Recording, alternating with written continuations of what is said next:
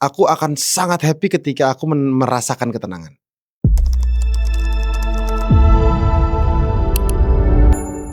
Awal mula yakin bermusik, sebenarnya dari kecil emang udah suka main musik. Ya seperti layaknya anak sekolah suka ngeband.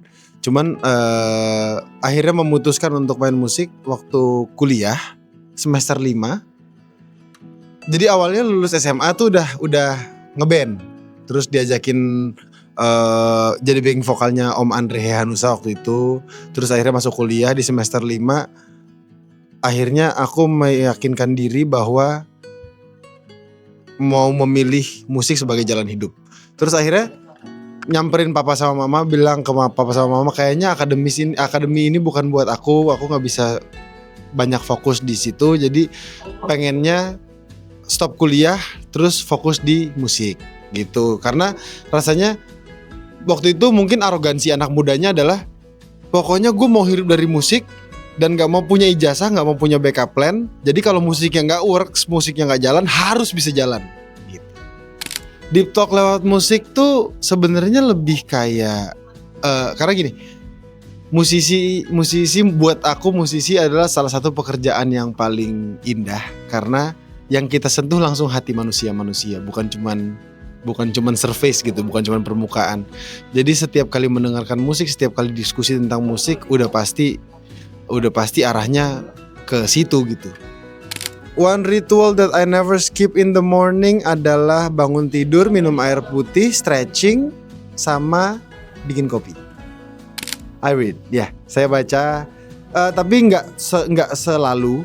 Cuman kalau sedang banyak pertanyaan baca, sedang mau tahu satu hal yang baru baca.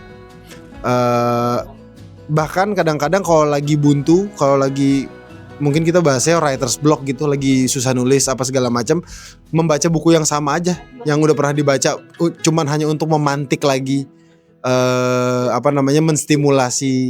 menstimulasi diri untuk bisa memulai lagi. Jadi bacanya tuh untuk menstimulasi dan ngulik hal-hal yang baru gitu. Wow, core value-nya tadi dalam 3 kata.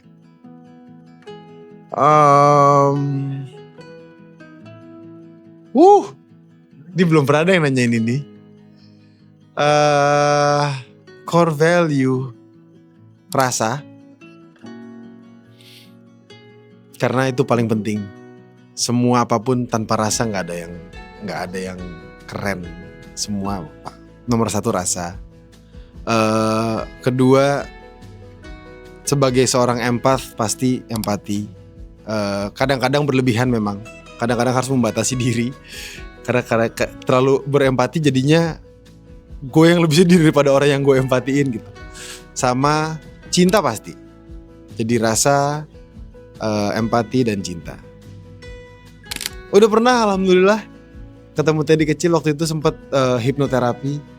Terus ketemu Teddy kecil, dia yang ngomong, makasih ya udah berjuang terus, gue bangga deh gitu. Terus aku cuma bilang, aku minta maaf kalau aku banyak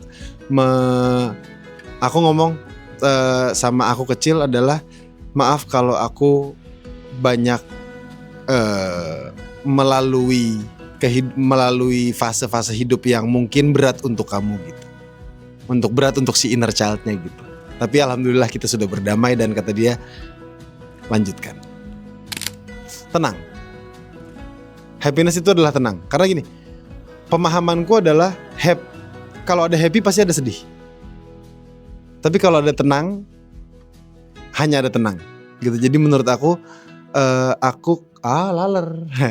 menurut aku akan sangat happy ketika aku merasakan ketenangan gitu. Oke. Kaitan musik sama mental health, mungkin bisa balik lagi ke yang tadi yang aku bilang, kalau musik tuh nyentuhnya langsung ke hati. Dan rata-rata semua orang menulis lagu tentang apa yang mereka alami, apa yang mereka rasakan. Jadi sangat berkaitan, karena kebanyakan orang yang mungkin sedang mengalami problem dalam mental health-nya merasa sendirian. Ketika mereka mendengarkan lagu atau mendengarkan musik yang membuat mereka merasa tidak sendirian, itu udah sangat-sangat membantu. Apalagi untuk musisi-musisi yang juga mengalami masalah mental health, kita punya media untuk menuangkannya. Karena masalah tentang mental health issue pasti problem utamanya adalah takut cerita, mau bingung mau cerita sama siapa, apakah orang yang diceritakan akan ngerti apa enggak. Ya bersyukur ada musik, ada lagu yang dimana sebagai pelakunya kita bisa nulis mencurahkan ceritanya, sebagai pendengar kita bisa, oh ternyata gue nggak sendirian.